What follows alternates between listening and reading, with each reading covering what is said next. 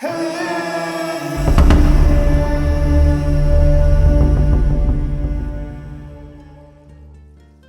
Silent Muse. The moon hung low, a watchful eye over the slumbering city, its pale light spilling across the cobblestone streets where Julian St. Clair wandered aimlessly. The young painter had spent weeks staring at a blank canvas, tormented by the emptiness of his imagination. The once vivid colors that danced in his mind had dulled into an uninspiring void, leaving his heart restless. Frustrated and desperate, he had taken to midnight walks, hoping the quiet whispers of the city might offer him a spark of inspiration. On this particular night, as he passed by the old cemetery gate, a strange sensation tugged at his soul. The rustling of leaves, the distant hoot of an owl, and the scent of damp earth carried a peculiar allure. His gaze drifted to the garden across the street, where an old woman sat on a weathered bench, surrounded by pigeons. Her silver hair cascaded down her back like woven moonlight, and her serene smile bore the wisdom of forgotten ages. Something about her presence sent a shiver through him, yet he couldn't look away. She exuded an ethereal glow, an aura that whispered secrets beyond the veil of reality. Julian watched in silence as the woman extended a frail hand, feeding the pigeons from a pouch hidden within the folds of her tattered shawl.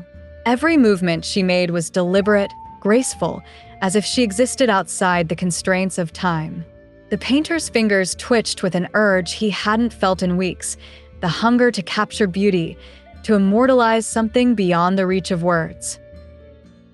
The next morning, he set to work, his brush dancing with newfound fervor across the canvas. Stroke by stroke, he brought her to life, the play of light and shadow accentuating the depth of her enigmatic smile. By dusk, the painting was complete, and Julian felt a surge of triumph, a flicker of something he had long thought lost. That night, he returned to the garden, eager to show the old woman his work, to thank her for rekindling the fire within him.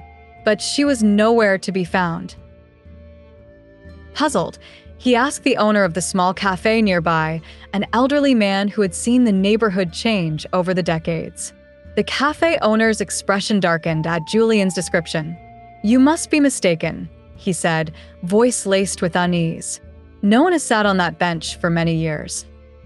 Julian's heart pounded. "But I saw her. She was feeding the pigeons just last night." The old man hesitated before sighing. "There was once a woman who did just that. Madame Evangeline. She lived in the house beyond the garden, but she passed away nearly 30 years ago." A chill swept over Julian as he turned his gaze back to the empty bench. His painting, the woman's piercing gaze, the luminous glow. Had he truly seen her, or had his brush conjured something long forgotten? The next day, Julian exhibited his painting at a local gallery. It was met with astonishing acclaim, critics praising its haunting beauty. People claimed the eyes followed them, whispering stories only their souls could understand. Julian's career soared overnight, yet he could not shake the feeling that his muse was watching from the shadows, unseen but ever present. One evening, as he locked up his studio, he noticed a single white feather resting on the windowsill. A whisper echoed in the still air, gentle yet undeniable. "Paint the forgotten, Julian." And so he did. He roamed the city, seeking out lost stories, unheard voices, and silent souls. Each canvas he painted carried the essence of those who had once been, their memories woven into the strokes of his brush. He no longer questioned the source of his inspiration. He simply honored it.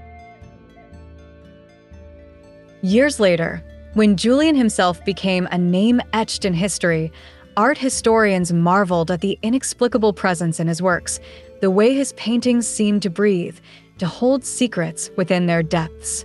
And in a quiet garden where pigeons gathered, an old woman's laughter echoed faintly, carried by the wind, a muse forever watching over the artist who had painted her into eternity.